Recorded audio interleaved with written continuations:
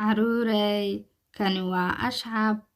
Wuxuu rabaa inuu soo iibiyo sacan. Ashcab isaga oo suuqa ku sii socda, rabana inuu soo iibiyo saciisa. Waxaa arkay 3 nin oo saaxiibo ah, waxaanay ku tashadeen inay khiyaameeyaan Ashcab. 3dii nin mid ka mid ah ayaa hadlay, wuxuu yidhi, Ashcab waa nin hunguri weyn. Haddaynu niraahno nin taajir ah ayaa sacaaga oo kale raadinaya, wuu u degdegayaa xaggiisa.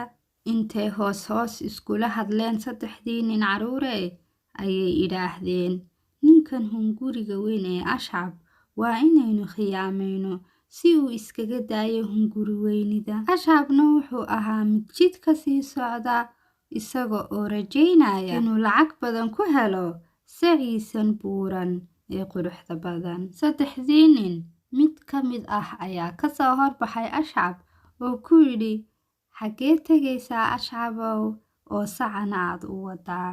Ashcabna wuxuu ku yidhi, suuqa ayaan u socdaa walaal, si aan u soo iibiyo saca, inshaa Allah. Caruurey, ninkii intuu u soo dhowaaday Ashcab, isagoo iska dhigaya mid u naseexaynaya, ayuu ku yidhi, waan kuu nasteexaynayaa, meel aad lacag badan ka helaysana waan kuu sheegayaa. Lacag markuu maqlay, indhihii ayaa soo baxay. Ashcabna intuu farxay caruurey ayuu yidhi, maadaama aan lacag ka helayo, waan maqlayaa nasteexadaada ee maxaad ii sheegaysaa? Anigu hadda waxaan ka imi suuqa, waxaana arkay nin taajira oo raadinaya sacaaga oo kale. Lacag walba oo la idhaahdo waan kaaga iibinaynaa wuu ku iibsanayaa, laakiin shardigiisu waxa weeyaan inuu sacu ahaado bilaa dib.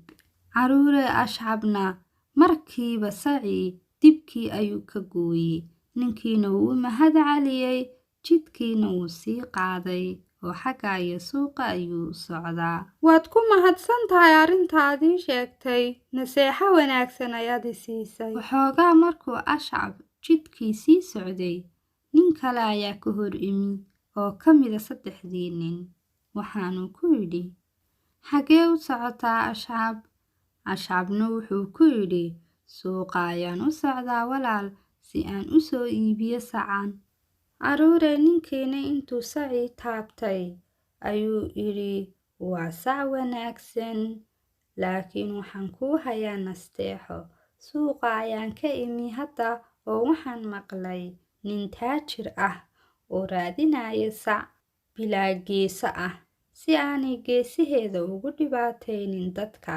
Ashcabna wuxuu yidhi, dhib ma laha, hadda ayaan ka goynayaa si aan lacag badan u helo. Goysihiina intuu sacii ka gooyey ayuu ninkiina u mahad celiyey, waanuu sii socday. Waxa ka hor imi ninkii 3aad, wuxuu ku yidhi, Ashcab xagee u degdegsan tahay?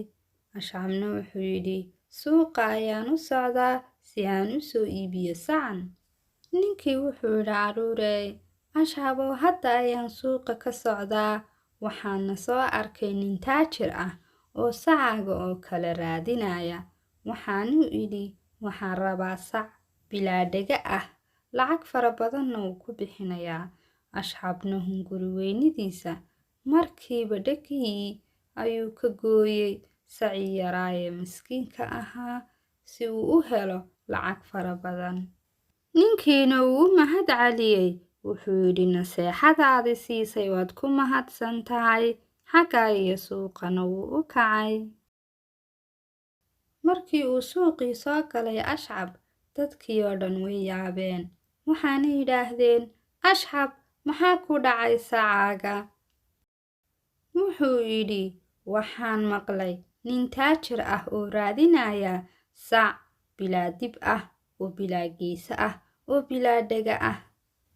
Dadkiina waxay idhaahdeen, waayo ninka taajirka ah ee nacaska ah ee raadinaya sacan sidan oo kale ah? Caruurey, Ashcab markuu arkay sida ay dadka ula yaaban yihiin, wuxuu ogaaday in la soo khiyaameeyey oo 3dii nini ay khiyaameeyeen. Saciisiina lacag aad u yar ayuu ku soo iibiyey. Xagga iyo gurigiisii ayuu u kacay isagoo aad u murugaysan waayo saciise hadduu u dayn lahaa siduu ahaa lacag intan ka badan ayuu heli lahaa